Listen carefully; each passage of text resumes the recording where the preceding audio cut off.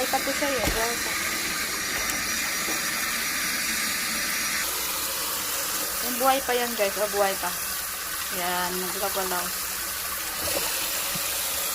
Dahil paborito kita, gawin na naman kita ngayon. Lutuin kita ngayon. Yan. Ilagay ang lahat ng mga sangkap. Yan.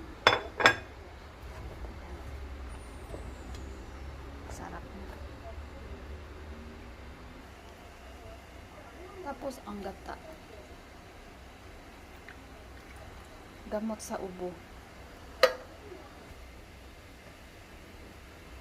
Salt. Pasita. Hintayin na natin.